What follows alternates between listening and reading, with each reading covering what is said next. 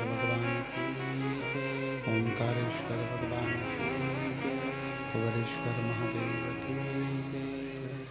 हर हर महादेव, हर हर महादेव, हर हर महादेव हर। श्री शिव महापुराण कथा के माध्यम से शिव चर्चा की ओर आगे बढ़ते हुए भगवान देवाधिदेव महादेव की पवित्र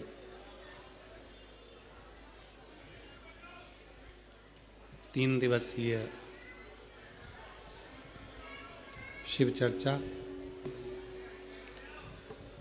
कुबेरेश्वर धाम से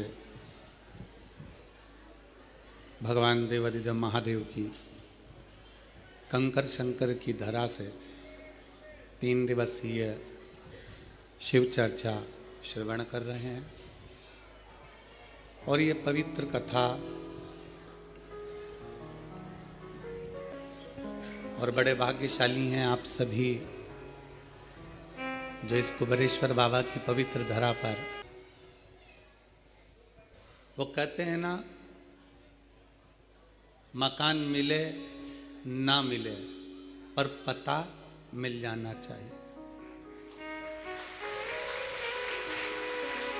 मकान मिले ना मिले पर पता, जम के बोलो जरा, मिल जाना चाहिए। और भगवान मिले ना मिले पर शिव कथा मिल जाना चाहिए, क्योंकि उसको पाने का एक बिंदु है शिव महापुराण की कथा।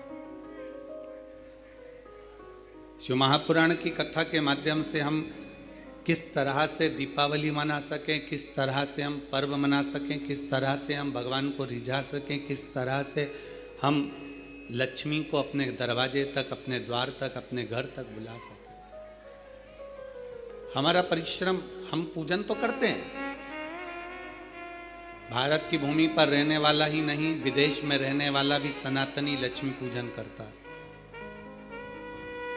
भारत की भूमि पर ही नहीं, संपूर्ण विश्व में रहने वाला, सनातन धर्म को मानने वाला शंकर की आराधना करता। पर उसके जीवन में लक्ष्मी कैसे प्राप्त हो? करता तो वो जिंदगी भर आ रहा है, लगातार कई वर्षों से पूजन कर रहा है, पर वही हर दीपावली पर पूजन करता है। उसके बाद भी उसको कहीं ना कहीं लोन उठाना पड़ता है, हाथ जोड़ना पड़ते हैं, किसी के आगे जाकर बोलना पड़ता है, तब कहीं थोड़ा सा रुपया उसके पास में एकत्रित होता है। उसका खुद का क्यों नहीं है? स्वयं का क्यों नहीं? एक शिव महापुराण के अंतर्गत एक बड़ा सुंदर संवाद स्कंद पुराण के अंतर्गत आता है। कार्तिक महत्तम में एक ब्राह्मण पति पत्नी दोनों बड़े बुजुर्ग थे, बहुत बुजुर्ग। 6 लड़कियां थी उनकी।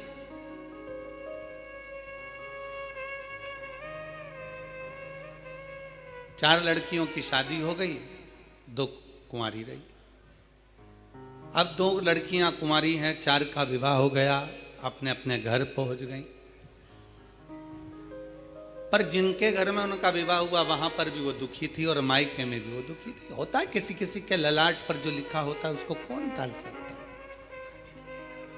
माता पिता अपनी बेटी का विवाह क्यों करते हैं? क्योंकि अगर उसको यहाँ दुख है तो वहां जाकर सुख भोग ले। अगर यहाँ तकलीफ की जिंदगी उसने जी है तो वहां जाकर उसको अच्छी जिंदगी मिल जाए। माता पिता तो ये विचार करते हैं। भारत की भूमि पर ही नहीं, पूरे देश में रहने वाले, विदेश में रहने वाले जितने भी अपनी बेटी का विवाह करते हैं तो यही विचार से करते हैं कि हमारी बेटी सुखी रहे।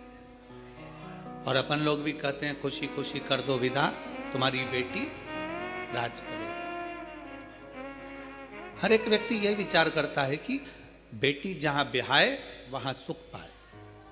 पर कई बार ऐसी स्थिति बन जाती है कि लड़की मायके में भी माता पिता को देखकर दुखी रहती है कि पापा मम्मी का क्या होगा, इनके पास में कुछ भी नहीं, उनके पास में क्या होगा, कौन संभालेगा इनको, कौन देखेगा इनको, कुछ भी नहीं है। भाई हो तो वो देख ले, बहनें सब अपने घर चली जाएगी, कौन देखेगा। और माता पिता भी अपना पूरा जीवन जो उन्होंने लगाया अपने बच्चों के लिए निकाल देते हैं, पर समय ऐसा आ जाता है कि बेटी का विवाह ये सोच कर करा जाता है कि वो सुख भोगेगी, पर कई बेटियों की जिंदगी में मायके में भी दुख होता है तो ससुराल में भी दुख हो जाता है। अब किससे कहे, किसके पास जाकर रोए। मायके में अगर बहुत धन होना तो पापा से कह सकती है पापा मेरे घर में ये तकलीफ है। मायके में बहुत वैभव होना तो अपनी मम्मी से कह सकती है मम्मी मेरे घर में ये तकलीफ है। पर मायका भी देखा हुआ है उसका और ससुराल भी देखा हुआ है। मायके में भी तकलीफ है और ससुराल में भी। अब किससे कहने जाएगी, किसको कहेगी वो, किससे प्रार्थना करेगी वो। तो शिव महापुराण की कथा कहती है, स्कंद पुराण कहता है कि ब्राह्मण ब्राह्मणी बुजुर्ग हैं, उनकी 6 लड़कियां हैं, 4 लड़कियों का विवाह हो गया, पर वो चारों भी सुखी नहीं हैं। अब किसके पास जाए। माता पिता तो शंकर के मंदिर के बाहर बैठकर थोड़ी सी भिक्षा मांग लेते हैं, भिक्षा में आटा चावल मिल जाता है, थोड़ी सेवा कर लेते हैं भगवान की, और उस आटा चावल को जो मिलता है, तो ब्राह्मण भी इतने विचित्र हैं वो पति पत्नी कि जो भिक्षा में मिलता है शंकर जी के मंदिर में शाम को पहुंचते हैं प्रदोष काल में, और प्रदोष काल में शिव जी के मंदिर में पहुंचकर उस भिक्षा के हिस्से कर देते हैं, और हिस्से भी करते हैं तो 5 हिस्से। अब प्रदोष काल में मंदिर में गए और मंदिर में जाकर जो भिक्षा मिली, आटा मिला, चावल मिला, शक्कर मिली, गुड़ मिला, जो भी सामग्री मिली, जो भी पदार्थ मिला, उसके 5 हिस्से कर दिए। 5 हिस्से क्यों? एक शंकर भगवान को दे देते हैं, दूसरा वो पीपल के वृक्ष के नीचे जाते थे तो एक हिस्सा पीपल का निकाल देते हैं, दूसरा वो आंवले के वृक्ष के नीचे जाते हैं तो एक हिस्सा आंवले का निकाल देते हैं, और तीसरा चौथा हिस्सा वो ले जाकर बेलपत्री के वृक्ष का निकाल देते हैं, और 5वां हिस्सा स्वयं का रख लेते हैं। 3 वृक्ष का हिस्सा हो गया, एक शंकर जी का हिस्सा हो गया, और 5वां हिस्सा स्वयं का हिस्सा। अब थोड़ा सा तो भिक्षा मिला, थोड़ी सी भिक्षा मिलने पर भी, अब इतनी सी भिक्षा प्राप्त होने के बाद, इतनी सी भिक्षा मिलने के बाद अगर वो थोड़ा सा एकत्रित कर कर ले भी गया, और घर में 6 बेटियां, पति पत्नी, 8 लोगों का परिवार, उसमें से 4 का विवाह भी हो गया, तो 2 बेटी और 2 माता पिता कैसे गुजारा हो, कैसे गुजारा। विचार किया। आपका काम है शंकर के मंदिर तक जाना, आपका काम है शिवालय तक जाना, आपका काम में अपना जो है उसमें से कुछ अंश शिव को दे देना, ये आपका कार्य है। अब शिव का क्या कार्य है वो शंकर जाने।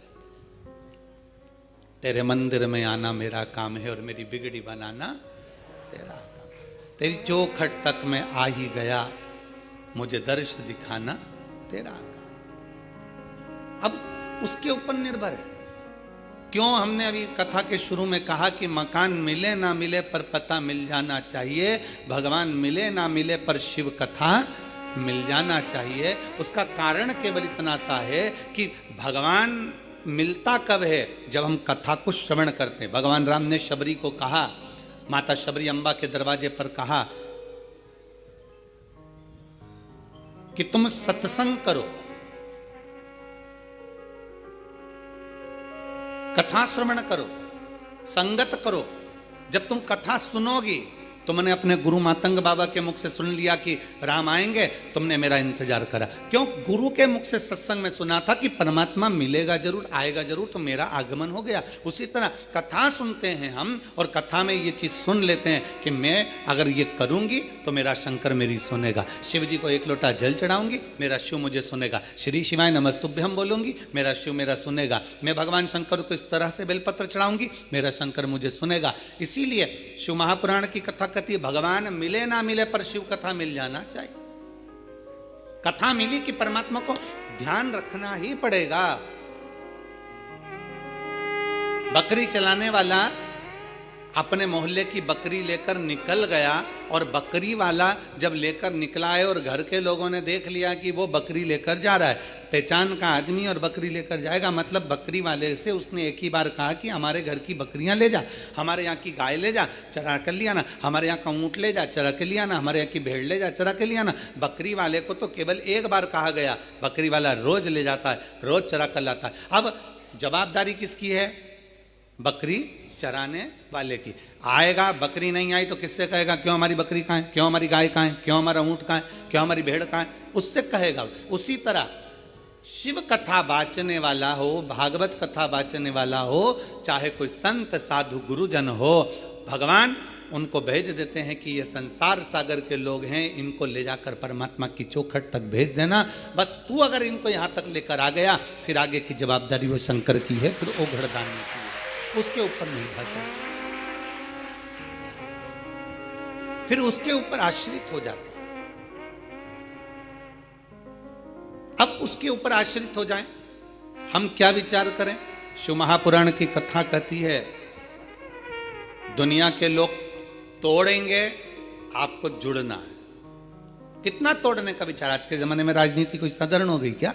आज के जमाने की राजनीति देखिए, ब्राह्मणों को तोड़ दिया, क्षत्रियों को तोड़ दिया, वैश्य को तोड़ दिया, शूद्र को तोड़ दिया, 4 वर्णों में चारों को तोड़ कर रख दिया। और वहां अगर आज भी हम लोग एकजुट नहीं हुए तो आने वाला समय हमको रुला देगा। आपकी जेब में 100 का नोट है?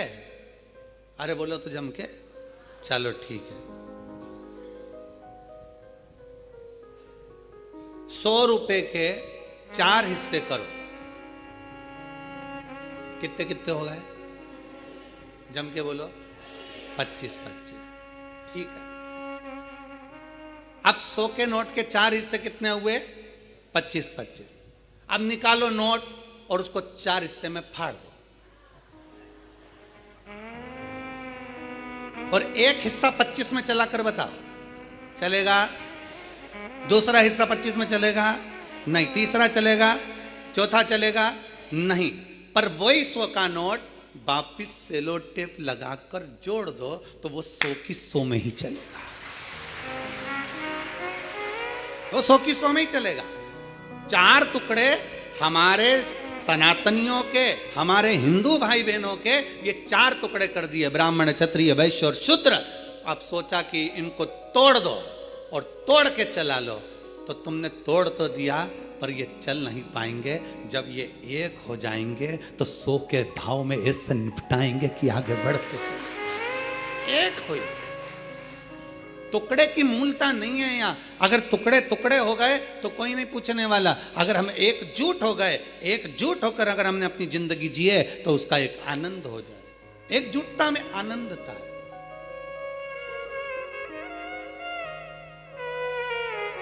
और वो एकजुटता की आनंदता हमारे जीवन की एक आनंदता को सुख प्रदान करती है कि हम कैसे अपने जीवन को जी सकते हैं। शंकर भगवान के मंदिर में गए दोनों बुजुर्ग, बूढ़े ब्राह्मण ब्राह्मणी, और भगवान शंकर के मंदिर में 5 हिस्से कर दिए। 5 हिस्से कर एक हिस्सा शिव का छोड़ा, पीपल के वृक्ष के नीचे गए, दूसरा हिस्सा पीपल के वृक्ष के नीचे दिया, तीसरा आंवले के वृक्ष का नीचे दिया, चौथा बेलपत्री के वृक्ष के नीचे दिया, और 5वां जो हिस्सा थोड़ा सा आटा चावल जो भी मिला होगा उसको अपनी 2 बेटियां और स्वयं बड़े प्रेम से पा लेते। कभी कभी नहीं भी मिलता तो भूखे सो जाते। किससे कहें? वो 4 बेटियों का विवाह करे, वो भी दुखी, किससे जाकर कहे? किससे विनय करे? शिव महापुराण की कथा कहती है, जब एक लड़की का विवाह हो जाता है और वो अपने ससुराल पहुंच जाती है, और ससुराल में पहुंचने के बाद जब वो देवाधिदेव महादेव को 1 लोटा जल चढ़ाती है, तो वो लड़की का चढ़ाया गया, बहू का चढ़ाया गया, बेटी का चढ़ाया गया जल, 1 लोटा जल वो साधारण नहीं होता। पुरुष जब शिव पर जल चढ़ाता है तो उसका खुद का कुल तरता है, पर घर की बहू, घर की स्त्री, घर की माँ, घर की बेटी जब शंकर भगवान को जल चढ़ाती है तो उसमें से आधे जल का हिस्सा उसके मायके वालों को मिल जाता है और आधे हिस्सा उसके ससुराल वालों को मिल जाता है। 71 पीढ़ी वो मायके की भी तार रही है और 71 पीढ़ी वो अपने ससुराल की भी तार रही है। 71 पीढ़ी वो यहां भी पार लगा रही है और 71 पीढ़ी वहां भी पार लगा रही है। आधा हिस्सा इधर का हो गया, आधा हिस्सा उधर। एक नारी जब विवाह हो जाता है, घर पहुंच जाती है, उसका 2 गोत्र हो जाता है, अपने नाना नानी का अर्थात उसके मायके का गोत्र और उसके ससुराल का। जब उसके 2 गोत्र हो, स्त्री के 2 गोत्र हो जाते हैं पर पुरुष के 2 गोत्र नहीं होते, उसका एक ही रहता है। तो ब्याह कर लाएगा पर उसका गोत्र नहीं, वो मान्य होगा। इसलिए हमारे सनातन धर्म में जब पिंडदान करने के लिए जाया जाता है, जब गया जी पहुंचते हैं, हरिद्वार पहुंचते हैं, प्रयागराज पहुंचते हैं, काशी आदि पहुंचते हैं, पिंडदान करते हैं, तो वहां पर ब्राह्मण देवता पूछते हैं कि तुम्हारे नाना नानी का भी पक्ष बताओ और तुम्हारे दादा दादी का भी पक्ष बताओ। 2 कुल देखे जाते हैं, इधर से भी उधर से।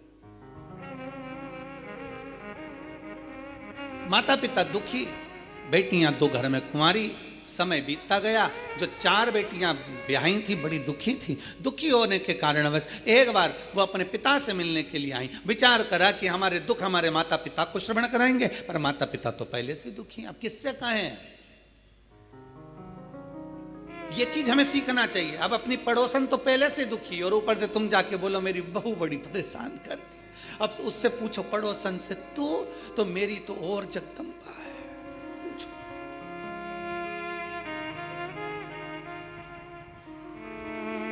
कोई तन दुखी, कोई मन दुखी, कोई धन बिन रहत उदास, तुलसी या संसार में सुखी राम का दास।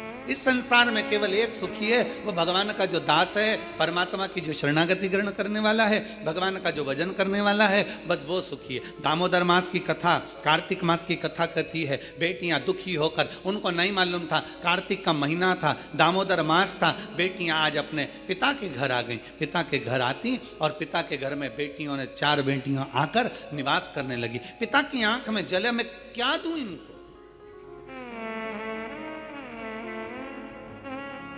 अभी तो मेरे पास में इनको देने के लिए भी कुछ नहीं है, मैं इनको क्या प्रदान करूं। कार्तिक का महीना, दामोदर मास, दोनों बुजुर्ग माता पिता ने स्नान करना प्रारंभ किया। कार्तिक का स्नान करते, शिव के मंदिर में जाकर सेवा करते, चाकरी करके दोनों पति पत्नी कुछ भिक्षा के लिए बैठ जाते। बैठते भिक्षा के लिए जो मिलता लेकर 5 हिस्से कर कर घर पहुंच जाते। अब 5वां हिस्सा होता भी इतना सा कि एक गासा मतलब एक कोरा रोटी का टुकड़ा या इतना सा चावल मुख में पहुंच जाए। अब 8 लोगों का परिवार और फिर कुछ प्राप्त हो जाए, बड़ा मुश्किल।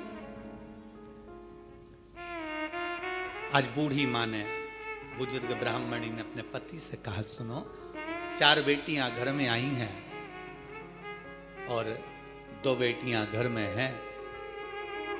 मैं बेटियों का चेहरा देखकर लगता है कि बेटियों को तकलीफ बड़ी बहुत दुख है। कहते हैं दुनिया में बुखार नापने का भी एक यंत्र मिल सकता है, बीपी नापने का एक यंत्र मिल सकता है, दुनिया में शुगर नापने का भी यंत्र मिल सकता है, सारी बीमारियां नापने का यंत्र मिल सकता है, पर दुनिया में किसी का दिल नापने का यंत्र नहीं मिल सकता। दिल को नापना बड़ा, उसका यंत्र नहीं है। और उसका यंत्र है केवल एक माँ। घर का पिता और घर की माँ एक ऐसी होती है जो घर में रहने वाली बेटियों का, घर में रहने वाले बेटों का, घर में रहने वाली बहुओं का, घर में रहने वाले पोता पोती का मुख देखकर जान जाती है कि इसको क्या तकलीफ है। वो यंत्र केवल माता पिता के पास होता है। केवल एक माँ और पिता के पास के सिवा कोई यंत्र किसी के पास नहीं हो सकता। और शास्त्र कथा, शिव महापुराण की कथा कहती है 3रे नंबर पर आता है गुरु। वो यंत्र एक गुरु के पास भी होता है। पर माता पिता अपने बच्चे से कह देते हैं कि तुझे ये तकलीफ है, पर गुरु कभी नहीं कह सकता कि तुमको ये तकलीफ है। गुरु हमेशा यंत्र है, उसके पास में भी वो यंत्र होता है कि वो देख लेता है कि कितना दुखी है, पर गुरु नहीं कहता कि ये दुखी है। गुरु हमेशा कहता है मुस्कुराइए, खुश रहिए, सुखी रहिए। और मुस्कुराता हुआ गुरु अपने सामने से निकल कर चले जाए, देखता हुआ मुस्कुराता हुआ चले जाए, समझ लेना कि गुरु ने वो यंत्र से नाप लिया है और गुरु ने तुझे देकर कुछ भेज दिया है। वो गुरु है। नहीं देगा गुरु कुछ भी, कुछ नहीं देगा। तुम विचार करो, किसी गुरु के पास में करोड़ों का धन हो ना, तो गुरु जी के पास जाकर कहना गुरु जी करोड़ों का धन हमको दे दो, ना देगा गुरु। गुरु कभी नहीं देगा। आप गुरु जी के पास जाकर कहना गुरु जी तुम्हारे पास में इतना है, हमको थोड़ा बहुत दे दो, नहीं देगा गुरु, बिल्कुल नहीं देगा। क्यों? क्योंकि गुरु जानता है आज अगर मैंने इसको थोड़ा दे भी दिया ना तो ये मेरे पास नहीं आएगा तो दूसरे के पास जाएगा और इसकी मांगने की आदत पड़ जाएगी। पर गुरु देता नहीं है, पर गुरु उसको निगाह से देखकर मुस्कुरा कर ऐसा वर देकर चले जाता है कि अब तुझे मांगना नहीं पड़ेगा, तू उससे प्राप्त खुद कर सकता। हम किसके दरवाजे पर जाएं?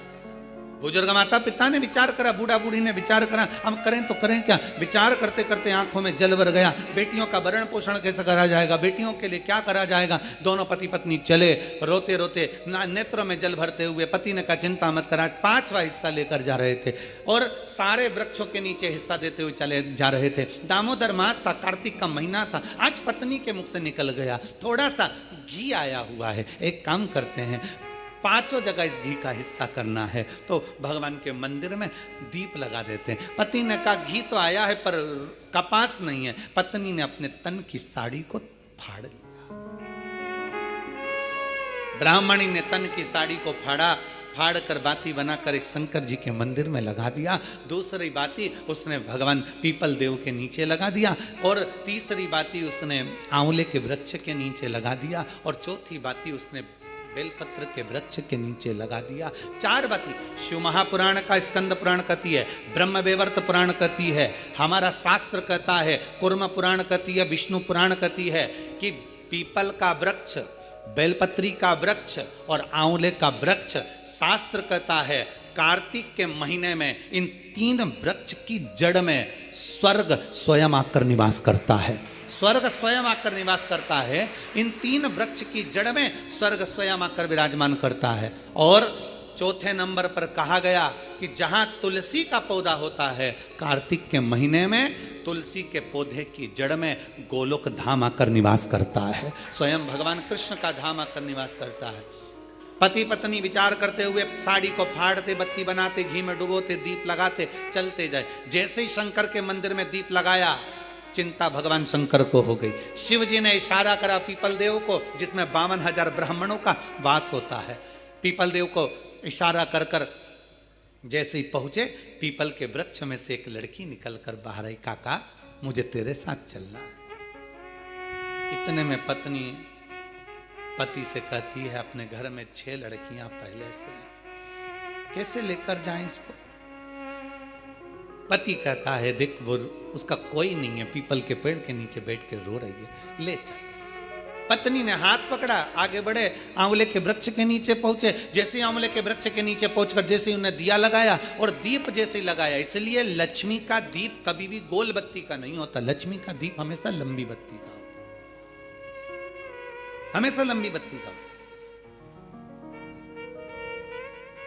शिव महापुराण की कथा कहती है, बाती जो लगाई जाती है दीपावली पर लगाओ, चाहे आप धनतेरस पर लगाओ, चाहे आप रूप चौदस पर लगाओ, चाहे पड़वा पर लगाओ, चाहे दूज पर लगाओ, बाती हमेशा लंबी होना चाहिए। लंबी बाती, चाहे तेल की लगा रहे हो चाहे घी की लगा रहे हो, भाव से। वैकुंठ ये सुंदर रूप चौदस की जो पूजन का विधान है, आपको धनतेरस की पूजन का जो विधान बताया था, धनतेरस की पूजन का जैसा विधान था, पहुंचकर पाटे को बिछाकर, चौक पूर कर, जिस थाली में आपने स्वस्तिक बनाकर जो सिक्का रखा है, उसी में एक सिक्का और रखकर उसकी पूजन अर्चना करना है, वैसी की वैसे ही जैसा पहले कल कहा गया। रोली, चावल, हल्दी, मोली, मेहंदी, सिंदूर आदि सब चढ़ाते हुए, और साथ में 2 दीप लगेंगे। रूप चौदस के दिन 2 दीप है। एक दीप है घी का, लंबी बत्ती का, जो लक्ष्मी जी के सीधे हाथ पर आएगा। दूसरा दीप है घी का दीप भी आटे का आएगा और तेल का दीप भी आटे का आएगा। जो तेल का दीप लगेगा वो थोड़ा सा दिया बड़ा लेना, उसमें 4 लंबी लंबी बत्तियां रखना, सरसों का तेल या मीठा तेल या तिल्ली का तेल जो भी मिल जाए उसके अंदर डाल लेना। 4 बत्ती ये लक्ष्मी जी के लेफ्ट हैंड की ओर आएगी। उसी आटे का तेल का जो दिया रहेगा उसके अंदर या तो पीली सरसों या काली सरसों, जो राई होती है, सरसों होती है, उसके थोड़े से दाने उसमें डाल दिए जाते हैं। लक्ष्मी जी का पूरा पूजन बड़े भाव से करिए, जल का छिटा दीजिए, रोली चावल मोली हल्दी जो भी है आपके पास समर्पित करने के लिए पूजन की थाली में वो समर्पित करिए।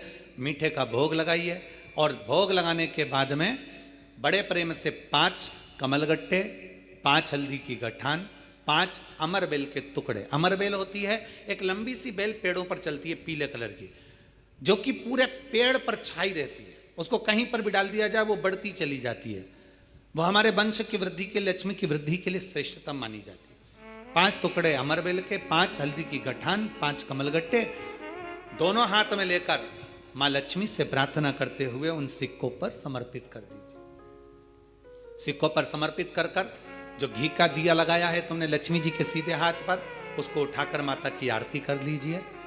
जो तेल का दिया है, घी का दिया वापस रखकर आरती के बाद में जो तेल का दिया है 4 बत्ती वाला जो तुम जला कर रखी हो, उसको पूरे घर में घुमाकर रूप चतुर्दशी के दिन, रूप चौदस के दिन, नरक चौदस के दिन पूरे घर में घुमाकर, सारे घर के दरवाजे खोलकर बड़े प्रेम से घुमाकर मुख्य द्वार के बीच में, जो घर से बाहर निकलने वाला द्वार है उसके ठीक बीचों बीच वो दिया 4 बत्ती का रख देना चाहिए।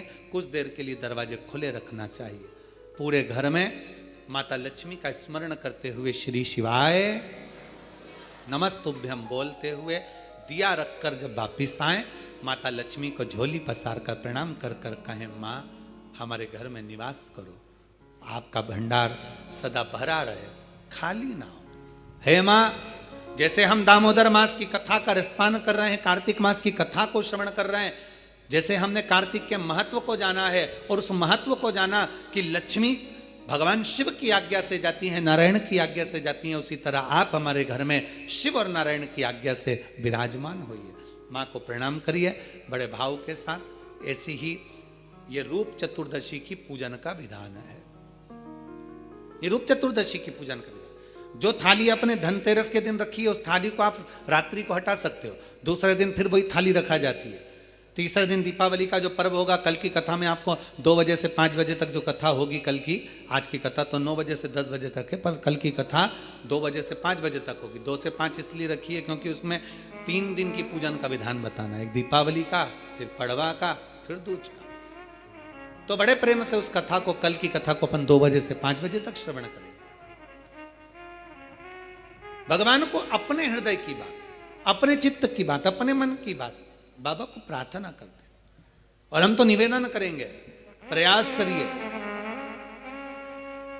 अगर हो सके रूप चतुर्दशी का अगर दिन है, नरक चौदस का दिन है, जैसे कुबेरेश्वर धाम पर दीपावली कब की है, 31 अक्टूबर की, तो 29 तारीख को धनतेरस है, 30 तारीख को रूप चतुर्दशी है, नरक चौदस है। तो हम तो प्रार्थना करें, निवेदन करें आपसे, अगर हो सके, शरीर में अगर बहुत रोग है और बहुत तकलीफ की जिंदगी चल रही है, मतलब हर 2 महीने में 3 महीने में कोई ना कोई दुख तुम्हारे सामने आकर खड़ा हो जाता है, कोई तकलीफ आकर खड़ी हो जाती है, चाहे बच्चों को हो रही हो, चाहे बेटियों को हो रही हो, चाहे परिवार में हो रही हो, तो हम तो निवेदन करेंगे रूप चतुर्दशी के दिन 1 लोटा जल, उसमें बड़े प्रेम से कोई थोड़ा सा इत्र का अगर भाग मिल जाए, और इत्र ना मिले तो पीला चंदन या लाल चंदन डालकर, अगर कहीं आंवले का वृक्ष हो, पीपल का वृक्ष हो और बेलपत्र का वृक्ष हो, 3 जगह पर थोड़ा सा वो लोटा जो घर से लेकर जाओगे, पात्र लेकर जाओगे, रूप चतुर्दशी के दिन तीनों वृक्ष के नीचे एक ही कलश से थोड़ा थोड़ा जल 3 स्थान पर चढ़ाइए और बाबा से अपने मन की बात कहकर आई है। आप खुद देखोगे कि 3 महीने में मेरा कुबेर भंडारी आपके दुखों को हरेगा। परंतु ये उपाय केवल एक रूप चतुर्दशी के दिन ही होगा, केवल रूप चतुर्दशी के दिन। कई लोग इसको दीपावली के दिन भी करते हैं, कई लोग इसको धनतेरस के दिन भी करते हैं, पर ये उपाय रूप चतुर्दशी के दिन करेंगे तो उसका फल चौगुना मिलेगा, चौगुना। और मान लो इस चतुर्दशी पर अगर आप नहीं कर पा रहे हो तो अगली इसी कार्तिक के महीने की जो देव दीपावली आती है पूर्णिमा के लगभग में, उस समय पर जो चतुर्दशी आए तो उस समय पर भी ये प्रयोग कर सकते, पर होगा कार्तिक महीने के अंदर। अब तीनों आंवले के वृक्ष के नीचे गए, वहां पर भी गए, दिया लगाया, दिया लगाते से ये कन्या वहां पर प्रकट हो गई। काका हमें आपके साथ चलना है। अब इतने में तो बुजुर्ग बूढ़ी माँ ब्राह्मण की पत्नी बोली, अब कहाँ लेकर जाओगे, कौन है, रो रही है, बिलक रही है, हमें तो आपके साथ चलना है, हमें लेकर चलिए। ब्राह्मण ने कहा, अब ये रो रही है, कोई भी इसका नजर नहीं आ रहा है, इसको भी ले लो, लेकर चल दिया। ब्राह्मणी चिढ़कर बोली, घर में पहले से 6 बेटियां बैठी हैं, 2 और हो गई, कितनी हो गई, 8, और पति पत्नी 10। पति ने हाथ पकड़ाया पत्नी को, फिर आगे बढ़ गए, बढ़ते बढ़ते सीधे बेलपत्र के वृक्ष के नीचे पहुंच गए। अब तो बेलपत्र के वृक्ष के नीचे दिया लगाने ही वाले थे, इतनी देर में ब्राह्मण ने अपनी ब्राह्मणी से कहा, बिल्कुल मत लगा, बिल्कुल मत लगा, हो सकता है तू दिया लगाए और दीप लगाए और लड़की आ जाए, तो तू दीप मत लगा, दीप लगाए मत। बस ब्राह्मण और ब्राह्मणी दोनों बैठकर वहां पर दिए को ऐसे ही छोड़कर आगे बढ़ने लगे। इतने में ब्राह्मण की 6 लड़कियां घूमती घूमती अपने पिता और माता को ढूंढती ढूंढती आ गईं। बेलपत्री के वृक्ष के नीचे पहुंची, देखा दीप रखा हुआ है पर कोई जलाकर नहीं गया है, क्यों ना अपन इसको जला देते हैं, अपन इसको जला देते हैं। 6 बेटियों ने मिलकर उस दीप को प्रज्वलित कर दिया। जैसे ही दीप प्रज्वलित करा, एक लड़की वहां प्रकट हो गई और प्रकट होते से कहा, जीजी ओ जीजी, मेरे को तुम्हारे साथ चलना है, मेरा कोई नहीं है, मुझे लेकर चलो। अब तो 6 लड़कियों ने विचार करा, पिताजी इतना सा तो भात लेकर आते, उसमें एक एक गासा सबको मिल जाता, पिताजी थोड़ा सा भाग लेकर आते हैं, सबको इतना इतना सा मिल जाता है, और मालूम पड़े ये एक और बढ़ जाएगी तो 6 और 1 हम 7 हो जाएंगे। लड़कियों ने एक कहा कि देख भाई, हमारे पास में तो वैसे ही खाने का कुछ भी नहीं है। इतने में वो कन्या जो बेलपत्री के वृक्ष के नीचे से प्रकट हुई, उसने कहा, जी जी मुझे कुछ खाने को मत देना, मैं तुम्हारे सारे कपड़े भी धो दूंगी, बर्तन भी मांज दूंगी, तुम्हारा भोजन भी बना दूंगी, तुम जैसा बोलोगे मैं वैसा कर दूंगी। उसमें एक बहन बड़ी चतुर थी, एक बहन बड़ी चतुर थी। उसने विचार करा, चलो अच्छा है, घर का काम करेगी, अभी अपन सब मायके से भी आए हैं, फैलारा ज्यादा है, काम बहुत सारा है, करेगा कौन, माँ दुखी है, पिता दुखी है, तो यही करेगी। हाथ पकड़ा ले गए। अब तो चलती चलती वो लड़की बोली, मेरे तो पांव दुख रहे हैं, मुझसे चलता नहीं बने।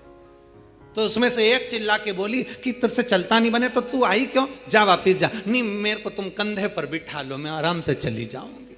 अब इनको क्या मालूम था, बताओ, हम तो अच्छे के लिए लेकर गए तो ऊपर से कंधे पे चढ़ गई। अब उसको कंधे पर बिठा लिया, उसने लहंगा इधर पीछे कर कर दोनों पांव लटका कर कंधे पे बैठ गई और चोटी पकड़ ली जीजी की। और चोटी पकड़ते पकड़ते बड़े प्रेम से जो पहुंची, आवाज लगाया, पिताजी पिताजी पिताजी। जो पिताजी बाहर आकर बोले, क्या हो गया बेटा, किसकी बेटी को लिया सिर पर बिठाकर, कंधे पर बिठाकर? अरे पिताजी, एक दिया रखा था बेलपत्री के वृक्ष के नीचे, हमने सोचा कौन रखकर चले गया, जलाकर आ गया, जलाकर। अब तो पिता को लगा, उन्होंने ब्राह्मणी को बुलाया, देख वो मैंने मना करा था दिया मत जला, और दिया जलाया और वो आई। अब ये देख, अंदर जाकर बेटियों ने देखा तो 2 तो पहले से बैठी थी, एक साथ में आ गई। कितने हो गए सब मिला के 11। अब 11 की 11 एकत्रित हो गए। अब बेटियां बड़ी भूख से व्याकुल, अन्न का भाग नहीं, थोड़ा सा करें तो करें क्या करें। इतने में पीपल के वृक्ष के नीचे से जो बेटी निकली, आंवले के वृक्ष के नीचे से जो बेटी निकली, बेलपत्र के वृक्ष के नीचे से जो बेटी निकली, ब्राह्मण पिता ने और ब्राह्मणी ने दोनों ने मिलकर उन तीनों का नाम पावनी लक्ष्मी रख दिया। कौन सी लक्ष्मी? पावनी। पावनी का मतलब जानते हो? पावनी का मतलब होता मेहमान। कौन सी लक्ष्मी है? पावनी लक्ष्मी, मतलब हमारे घर में मेहमान बनकर कोई लक्ष्मी। अब ब्राह्मणी ने पूछा कि इनका नाम क्या रखे, तो क्या रख दो पावनी लक्ष्मी। अब इन्होंने नाम रख दिया पावनी लक्ष्मी। अब तीनों को नाम पावनी लक्ष्मी। अब एक ने कहा, जो पीपल के वृक्ष के नीचे से निकली, मैं जाती हूँ अभी भोजन बनाती हूँ। तो इतने में ब्राह्मणी आंख में आंसू भरकर बोली, बेटी तू इतनी सी तो रखी है, भोजन क्या बनाएगी, कुछ भी तो खाने का नहीं है। अपन एक काम करेंगे, कल भिक्षा मांग कर लाएंगे तब बनाएंगे। इतने में लक्ष्मी ने उसी समय, पावनी लक्ष्मी बोली, माँ तू तो बर्तन बता दे, बर्तन कहाँ रखा है, बस बर्तन बता, मैं बना दूंगी। तो बनाएगी क्या, अन्न हो घर में तो बनाएगी ना। अरे माँ तू बता तो सही, तू मुझे बता कहां रखा है। तो इतने में ब्राह्मणी ने पूछा, घर में अन्न नहीं है तो तू देगी क्या। इतने में पावनी लक्ष्मी ने कहा, मां एक बूढ़ा बूढ़ी पीपल के वृक्ष के नीचे आते थे, अपने अन्न का एक हिस्सा रख कर जाते थे। शंकर भगवान बोले हैं उनके अन्न का पूरा हिस्सा चुका कर आना है, इसलिए मैं तुम्हारे दरवाजे पर आई हूं। मां भागवता बर्तन दिए, भोजन बनना तैयार हुआ। जैसे ही भोजन बनकर तैयार हुआ, सबने पाया ऐसा स्वादिष्ट भोजन, आज पेट भरकर जिंदगी में पहली बार भोजन करा। भोजन कर कर बर्तन मंज कर रखे ही थे। कोई रिश्तेदार कभी नहीं आता था क्योंकि धन ही नहीं था। सुख के साथी हजारों हैं, जब दुख पड़ा तब कोई। धन के साथी हजारों हैं, जब धन नहीं तो कोई। अब धन नहीं, कोई रिश्तेदार नहीं आता था। आज सब भोजन कर कर आराम से बस चक होकर खूब आनंद में रह रहे थे, खूब प्रेम से बात कर रहे थे। इतने में जो मामा कभी नहीं आता था वो मामा आ गया, और मामा आकर दरवाजे लगाया, दरवाजा बजाया, और आवाज बजाकर जैसे दरवाजा बजाया, जीजी आई बाहर। बहन ने कहा, भैया तू इतने सालों के बाद आज आया है, कैसे आना हुआ। बहन यहाँ से निकल रहा था, बहुत भूख लग रही थी, सोचा तेरे घर का भोजन करते हुए चले जाऊं। अब ब्राह्मणी ने मन में सोचा जो भोजन था वो तो सब हम खा गए, 11 की 11 पूरा निपटा गए, कुछ बचा तो है नहीं। अब तुझे दे तो दे क्या प्रदान करें। इतने में दूसरी लक्ष्मी, पावनी दूसरी लक्ष्मी आंवले के वृक्ष के नीचे की बोली, अरे माँ क्यों चिंता करती है, तुम्हारा मामा तुम्हारा भाई हमारा मामा बिठा, अभी हमें भोजन बना के लाती। दूसरी ने जैसे कहा भोजन, तो इतने में ब्राह्मणी ने कहा कि भोजन पहली वाली तो दे दी पीपल का भाग, अब तू कहाँ से लाएगी। दूसरी बोली, एक ब्राह्मणी आते थे, आंवले के पेड़ के नीचे भिक्षा रख कर जाते थे, हिस्सा मेरे को भगवान शंकर जी बोले हैं उनका हिस्सा पूरा चुका कराना, इसलिए मामा को भी खिला कर भेजती हूँ। जो भोजन बनाया मामा तो चक खाया, वहीं पड़ गया, वहीं सो गया। मामा जैसे सोया, खूब आनंद में रहे। अब सब की सब आनंद में सो रहे थे, सब आनंद चक से सो रहे थे। तीनों कन्याओं ने, दो ने उठकर आखिरी पावनी लक्ष्मी से, पार्वती जी की उस बेलपत्री के वृक्ष के नीचे से निकली हुई उस कन्या से कहा, जीजी अब तेरी बारी है, तू अब कुछ कर। पावनी लक्ष्मी ने कहा, चिंता मत करो। ब्राह्मणी को जगाया और ब्राह्मणी से कहा, एक काम कर, पूरे घर का कोठा साफ कर दे, झाड़ू को घर के पीछे रख दे, चलनी पर कपड़ा ढाक दे, सूपड़े को छुपा कर रख दे, और मैं इस कोठे में सोऊंगी, तू बाहर सो जा। बेटा, ब्राह्मणी बोली, कोठे में तो तुझे डर लगेगा। ना मां, तू बाहर सो, मैं कोठे में सोऊंगी। बेलपत्र के वृक्ष से निकली हुई वो कन्या कोठे में सोई। कन्या ने जो दृष्टि करी, चारों तरफ पूरा धन से कोठे को भर दिया, भर कर बाहर निकल। जैसे ही बाहर निकली, निकलते से ही उसी समय पर मामा ने देख लिया, आधी रात को जीजी की छोरी बाहर जा रही है। अब उसको क्या मालूम था, मामा कभी जिंदगी में आया हो तो मालूम हो कि जीजी की छोरी 6 थी, ये तो दिखने में कितनी हो गई, पूरी की पूरी ना। उसको क्या मालूम, जीजी की छोरी बाहर जा रही है। इतने में मामा उठ गए। मामा ने उठकर हाथ पकड़ लिया, हाथ पकड़कर कहा, बेटी कहाँ जा रही है। तो इतने में कहा, बस मेरा काम था पूरा कर दिया, मैं जा रही हूँ। मामा जी बोले, कभी मामा के घर नहीं आएगी। तो इतने में बोली, अब भी चल, अभी चलूँ मैं। हाथ पकड़कर मामा बेटी को घर लेकर गए। मामा की दशा भी ठीक नहीं थी। कहा, मामा चलनी को ढाक दे, झाड़ू पीछे रख दे, कोठे को लेपन कर दे, मैं यहाँ सोऊंगी। मामा कहे, बेटा अकेली कहाँ सो पाएगी। कहा, मामा तू जा। मामा को बाहर भेजा, कोठे को धन से भर दिया। तीनों बेटियां एक जगह से इकट्ठी होकर चली तो ब्राह्मणी ने हाथ जोड़कर कहा, तुम कौन हो। कहा, बाबा दामोदर मास में, कार्तिक के महीने में तुमने शिव की अर्चना करी, शंकर के मंदिर का झाड़ू बुआरी कर कर दीप का दान किया, पीपल के वृक्ष का दीप दान करा, आंवले के वृक्ष का दीप दान करा, बेलपत्री के वृक्ष का दीप दान करा, तो शंकर भगवान की करुणा से हम तीनों ने आपका भंडार भरा। भगवान ब्राह्मणी बड़े आनंद में झूमने लगे। ये शिव तत्व, ये शंकर की अभिदल कथा। कार्तिक महीने में दीपदान का बड़ा महत्व है, इसलिए दीपावली की रात्रि को यहाँ कुबेर भंडारी के दरवाजे पर लोग आते हैं, 11 दीप घी के जला कर जाते हैं, दूसरे दिन बाबा का खजाना लेकर जाते हैं। तो ये तो दिल से लोग बाबा के दरवाजे पर आते हैं। और आपको तो बड़े प्रसन्नता, 31 तारीख को दीपावली महापर्व मनाकर लोग 1 नवंबर को बाबा के दरवाजे पर आकर खजाना लेकर बाबा का भजन कर कर जाते। कभी मौका लगे तो दीपावली की रात्रि को आकर एक बार दर्शन करना बाबा के धाम का। ऐसा लगता है पूरा बैकुंठ और कैलाश मेरे बाबा का इस कुबेरेश्वर धाम में आकर बस जाता है। पूरा बैकुंठ कैलाश सारे तीर्थ होकर आइए और एक बार कुबेरेश्वर धाम होकर जाइए। कुबेरेश्वर बाबा की धरा पर कहीं पर भी सुबह से लेकर शाम तक बैठे हुए ऐसा शांति का महान आनंद उत्पन्न होगा। ऐसा लगेगा कि हम कहाँ आ गए। सारे तीर्थ घूमो पर आखिरी में एक बार कुबेर भंडारी के दरवाजे पर जरूर और देख लिया संसार हमने देख लिया, सब मतलब के यार हमने देख लिया। शिव तत्व की प्राप्ति, भगवान शंकर की अविरल कथा, शिव चर्चा 3 दिन की है, 1-1 घंटा का समय जो हमको मिला है। आज अपन ने भाव से आनंद से कथा का रसतत्व ग्रहण कर रहे हैं। आज द्वितीय दिवस की कथा विराम ले रही है। कल फिर दोपहर 2 बजे से 5 बजे तक कथा का आनंद लेंगे। हर हर